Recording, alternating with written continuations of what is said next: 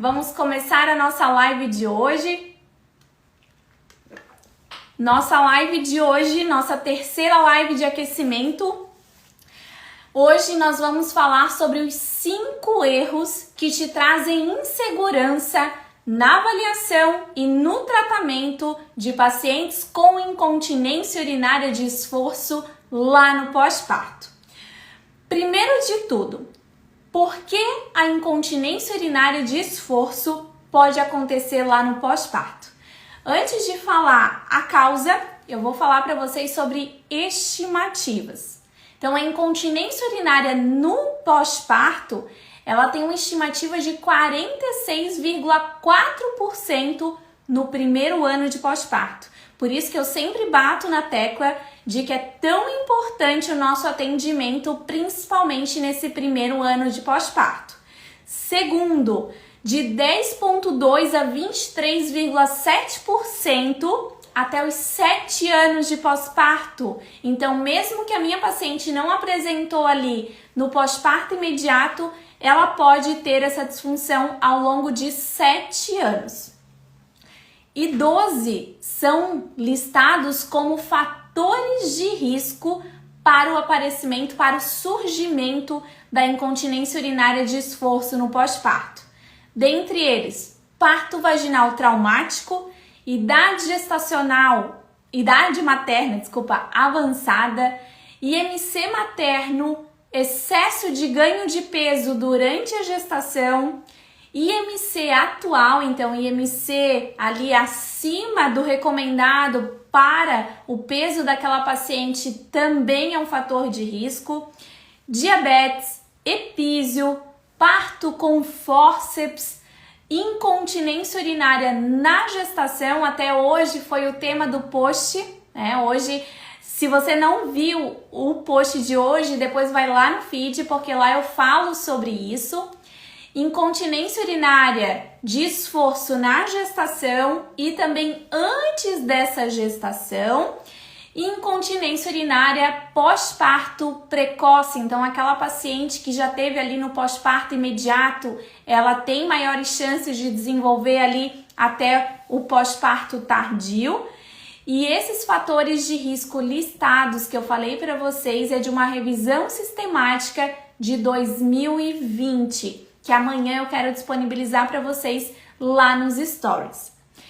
E a patogênese da incontinência urinária, ela não é ainda totalmente explicada nesse pós-parto e acredita-se que essa disfunção seja derivada de danos neurológicos nesse tecido de assoalho pélvico, alterações miogênicas, alterações no tecido conjuntivo, levando assim a essa disfunção nesse período. Claro que a gente tem outros fatores aí para considerar, como alterações do próprio colágeno prévia à gestação, disfunções prévias à gestação, alterações ali dos hábitos de vida, hábitos miccionais, evacuatórios. Existe uma gama de fatores aí que a gente não falou aqui, mas que eu já falei em outras lives. Então, vários são os fatores para o surgimento dessa disfunção pélvica, principalmente nesse período. Outras questões envolvem também a disfunção do esfíncter uretral nesse pós-parto, atrofia dessa uretra causada por N fatores, fibrose do esfíncter uretral, danos do nervo pélvico, também são mecanismos aí de surgimento da incontinência urinária de esforço. E olha só que interessante, o treinamento da musculatura de assoalho pélvico é indicado como primeira linha de tratamento para essa disfunção também no pós-parto. E a base que se utiliza para respaldar essa utilização dessa técnica é que nosso treinamento muscular vai melhorar o suporte dessa região, melhorando o fechamento dessa uretra, prolongando o tempo de atividade muscular, favorecendo ali a pré-contração para evitar ou reduzir essas perdas. Então é muito importante o nosso trabalho nesse período, só que ele deve ser feito de uma forma adequada. Então hoje eu quero listar aqui com vocês os 5 erros que podem trazer para vocês insegurança, falta de resolutividade nesse tratamento, prolongamento desse tratamento, também ali a paciente vai deixar de ir à fisioterapia porque não vai estar vendo o resultado. Então vamos lá, anota aí para mim. Primeiro erro.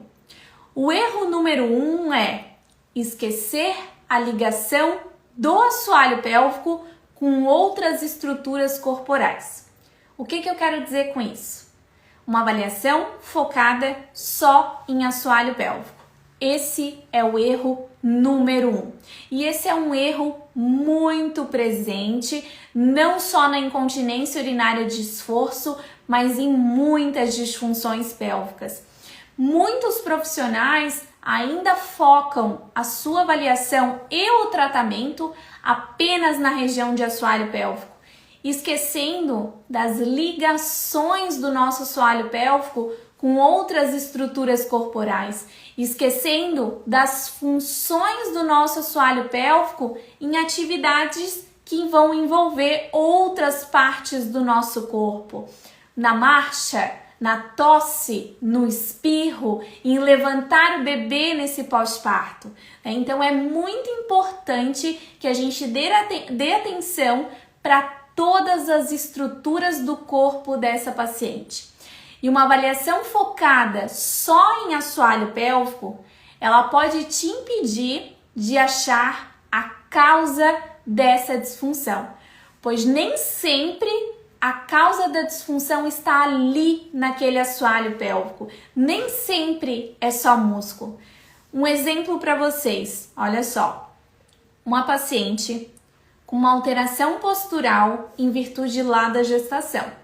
A gente já viu nas outras lives as alterações fisiológicas da gestação e o impacto disso em assoalho pélvico. Primeiro ponto.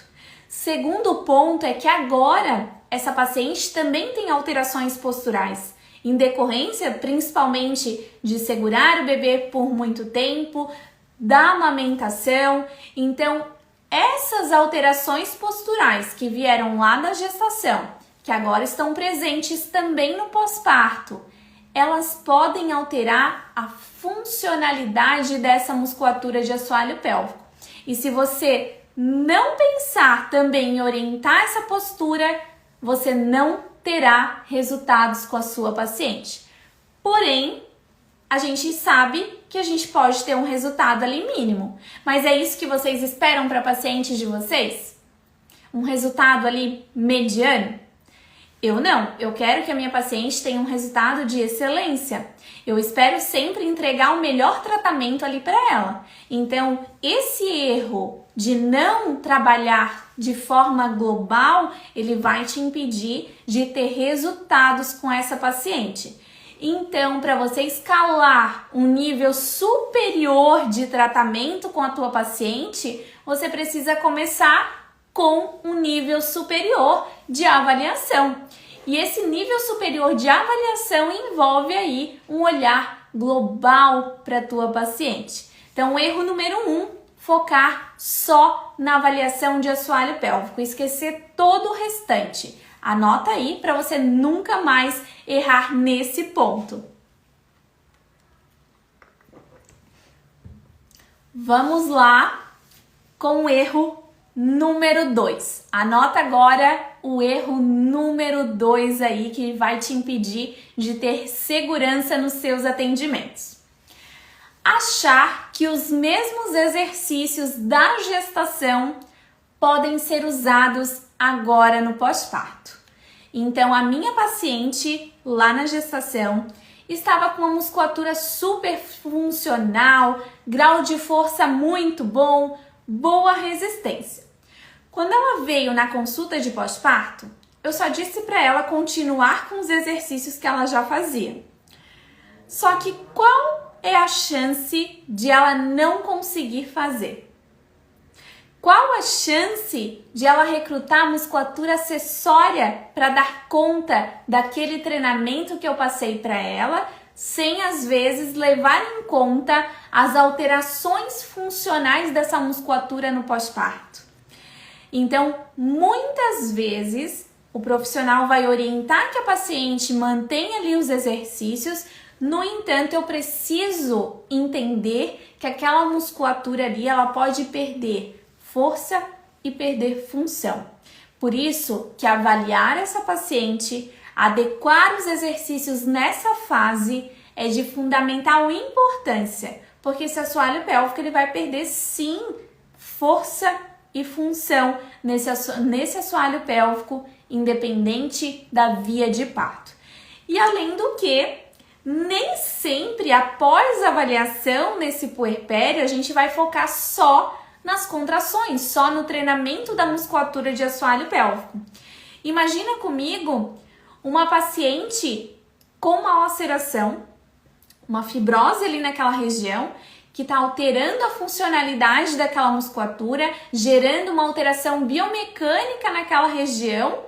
Então, nesse momento, talvez a gente tenha que intervir primeiro naquela fibrose, melhorar ali a maleabilidade daquele tecido, melhorar ali a circulação naquela região, para daí sim a gente instituir um treinamento muscular adequado.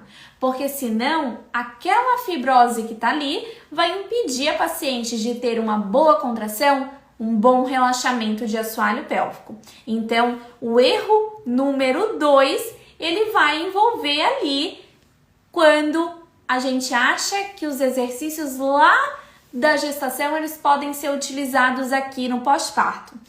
Talvez eles possam, mas é importante a gente sempre avaliar, sempre a gente vai verificar se a gente pode seguir naquela abordagem ou nós teremos que modificar todo aquele treinamento. Na maioria das vezes, principalmente num parto por via vaginal, a gente precisa adequar bastante, principalmente num primeiro momento. Depois a gente consegue ir readequando aquele treinamento, mas num primeiro momento a gente vai ter que reformular completamente. Alguma dúvida até agora? Boa noite para quem entrou.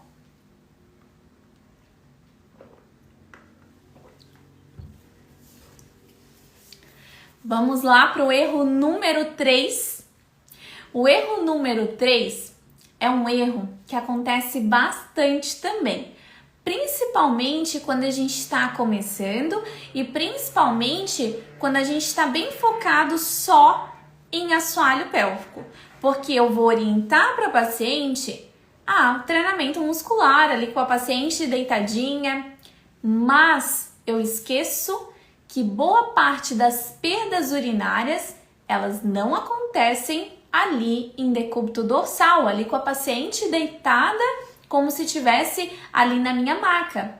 A maioria das perdas vão acontecer em situações do dia a dia. Então, o erro número 3, anota aí. Não focar nas situações do dia a dia dessa mulher. O que eu quero dizer com isso? Fiz ali a avaliação com a minha paciente deitada. Passei exercícios só para ela fazer naquela posição. Esse é um erro muito comum, visto que a maior parte das perdas, elas vão acontecer, como eu falei, em situações ali do dia a dia dessa paciente. Por exemplo, pegando o bebê, caminhando até o banheiro, espirrando, tossindo com o bebê no colo.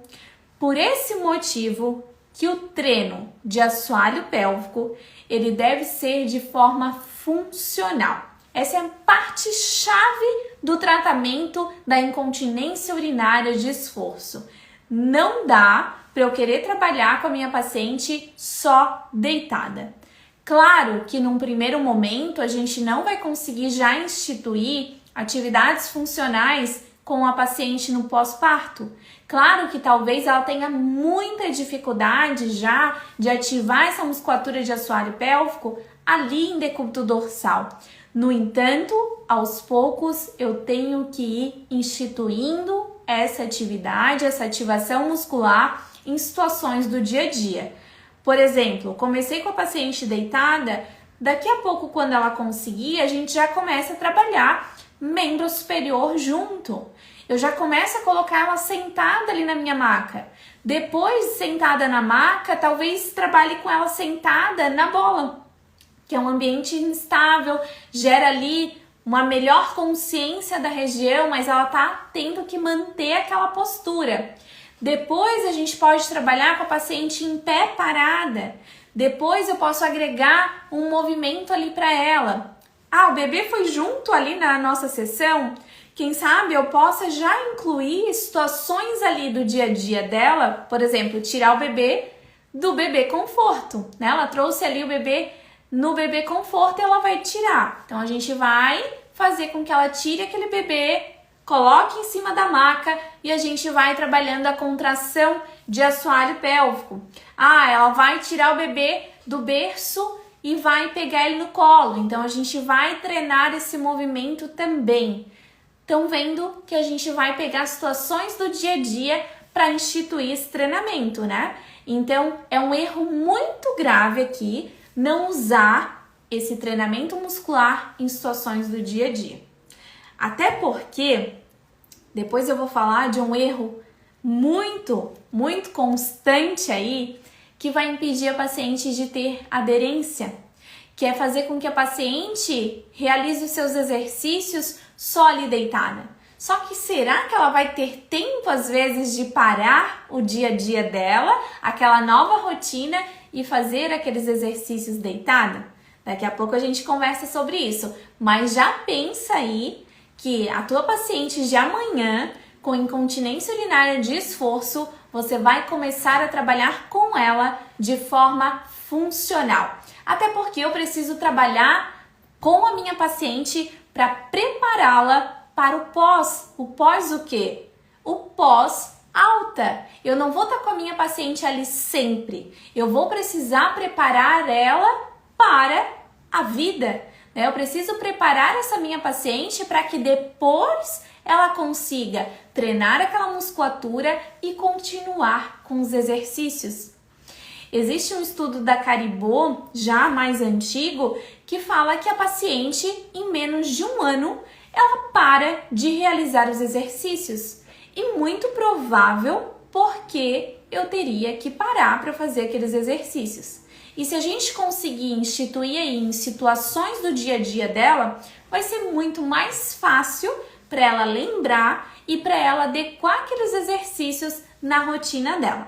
Então, erro gravíssimo aí é de achar ali que a gente tem que fazer os exercícios só deitada e não focar em situações do dia a dia da nossa paciente. Então, isso aqui é um ponto fundamental de você implementar no seu consultório para ter resultado de excelência com a tua paciente. Deixa eu tomar uma aguinha para a gente falar sobre o erro número 4. Tô tomando água e tô molhando aqui a mesa.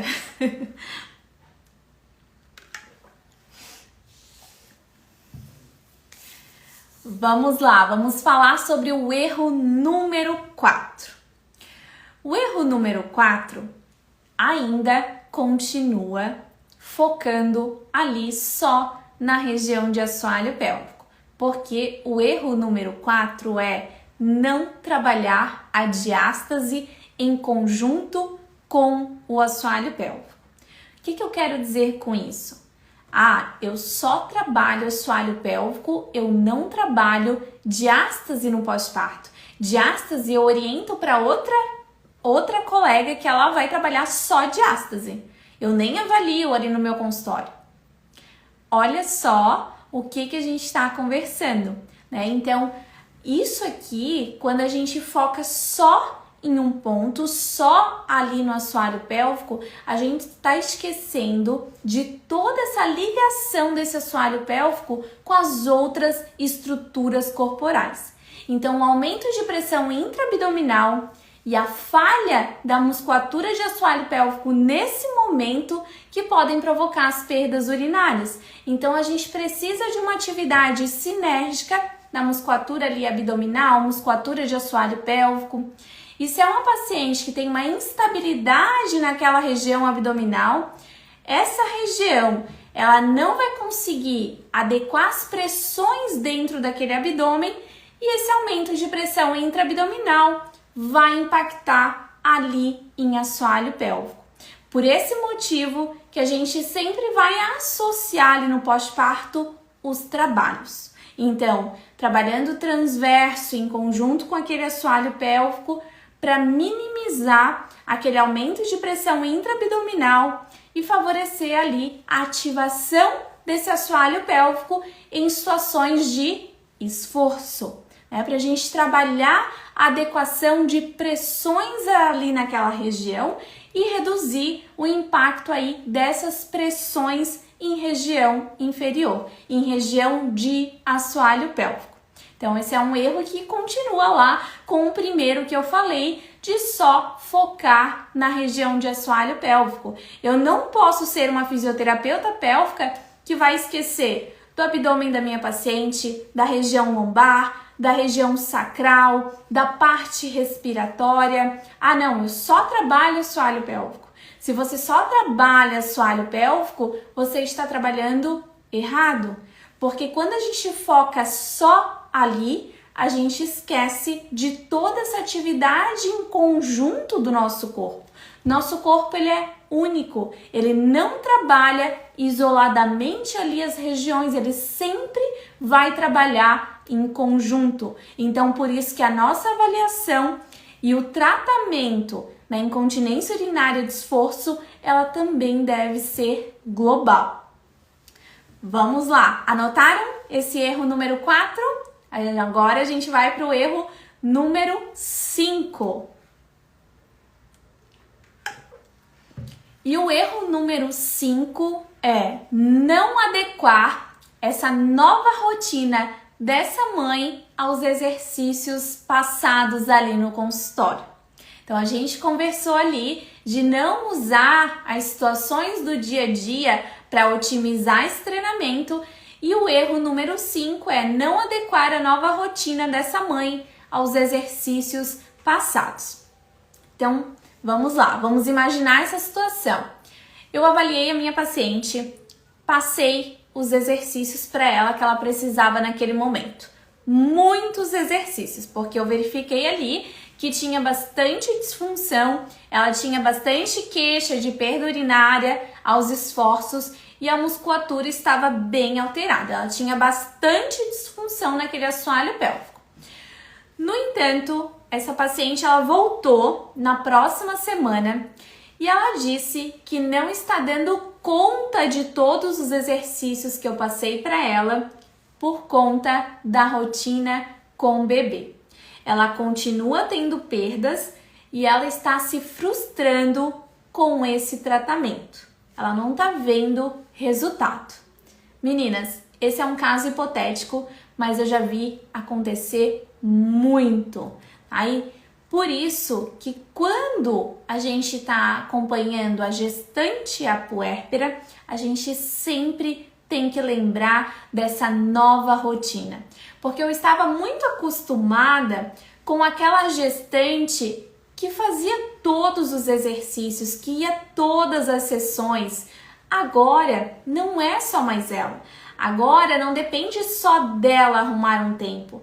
Agora depende muito do dia a dia dela com o bebê. E para quem acompanha a puérpera sabe que cada dia é um dia. Tem dia que o bebê dorme super bem, tem dia que o bebê fica acordado o dia inteiro. Tem dia que a paciente não dormiu 1 hora naquela noite. No outro dia ela chega dizendo, nossa, essa noite foi maravilhosa. Então, cada dia é um dia nesse puerpério. Quando a gente pensa em passar exercícios aí para minha paciente, eu sempre tenho que pensar em otimizar a rotina dela. Então, a rotina do dia a dia. Por exemplo, ela está lá amamentando. Quem sabe a gente já pode orientar ali, naquele momento, algum exercício. Porque ela não vai precisar parar o dia a dia dela, mas ela vai conseguir adequar ali a rotina, ela vai dar de mamar várias vezes naquele dia, então a gente consegue adequar ali aquele momento. As pacientes sempre falam para mim que é o momento mais fácil para ela fazer o exercício, ela tá ali sentada, então ali naquele momento ela consegue perceber bem aquele assoalho pélvico e ela vai usar aqueles vários momentos do dia a dia dela para fazer aqueles exercícios. Outra situação que eu uso bastante é o banho, né? A paciente está ali no banho, quando ela consegue ir para aquele banho sozinha, né? Consegue ficar um tempinho maior naquele banho, ela vai ali naquele momento fazer alguns exercícios. E nesse momento do banho, eu até consigo associar atividades funcionais. Por exemplo, contrai, dá um passo, contrai, faz uma elevação de membro superior, porque assim a gente já consegue otimizar tempo e também já trabalhar de forma funcional. Então, tentar sempre junto com a paciente achar momentos onde ela vai conseguir colocar esses exercícios na rotina dela. E lá, quando a paciente chegou na sessão, eu sempre pergunto: como que você consegue ali adequar esses exercícios na tua rotina? Qual é a principal atividade que tu utilizas para fazer aquele exercício? Ah, vai ser quando eu estou dirigindo, vai ser quando eu estou amamentando. Então a gente vai usar essas situações para otimizar os exercícios e assim a tua paciente ela consegue aderir muito mais. Porque quando a gente fala de não adequar as situações do dia a dia e também não incluir essa nova rotina, eu tô falando de uma paciente que às vezes não vai fazer o exercício. E a gente sabe que a incontinência urinária de esforço a melhora depende do treinamento da musculatura de assoalho pélvico. E eu tô falando de músculo. Músculo precisa de estímulo. Se a paciente vai uma vez na semana ou a cada 15 dias ali no teu consultório e não faz nada, ela vai ter pouquíssimo resultado. E se é uma paciente que vai na sessão, que utiliza ali a cada amamentação, ela tá fazendo exercício, vai tomar banho, ela tá otimizando esse treinamento. Então assim a gente consegue fazer com que a paciente consiga aderir aquele tratamento e consiga muito mais resultados. A gente consegue sair ali da média, a gente consegue trabalhar num tratamento de excelência com a paciente. Então vamos lá, vamos recapitular os erros que te trazem insegurança ali naquela avaliação e no tratamento dessas pacientes com incontinência urinária de esforço. Erro número 1, esquecer a ligação do assoalho pélvico com as outras estruturas corporais. Então a gente falou de abdômen, de lombar, de parte pélvica, de região sacral, até da pisada da minha paciente. Se ela tem alguma alteração na pisada, essa alteração da pisada, ela também pode alterar ali a biomecânica na região pélvica. Erro número 2, achar que os mesmos exercícios da gestação podem ser utilizados agora no pós-parto. Eu preciso de uma avaliação e de individualização daquele tratamento. Eu preciso adequar aquele treinamento agora, à situação atual da minha paciente. Então, erro número 3, não focar nas situações do dia a dia dessa mulher, esquecer que a incontinência urinária de esforço ela vai acontecer em situações do dia a dia e não só ali com a paciente deitada. Eu não posso realizar esse treinamento só com a paciente deitada. No início, eu posso sim trabalhar ali, mas eu preciso evoluir com essa paciente. Nem que seja levantando um membro ali deitada, mas eu vou evoluir a cada sessão e instituir isso na rotina dela. O erro número 4 é não trabalhar a diástase em conjunto com esse assoalho pélvico. Achar que eu vou trabalhar só assoalho pélvico no pós-parto e esquecer de todo o restante. E o erro número 5 é não adequar a nova rotina dessa mãe aos exercícios passados ali na sessão. Então, achar que eu posso passar uma lista de exercício sem pensar ali na nova rotina dessa mulher.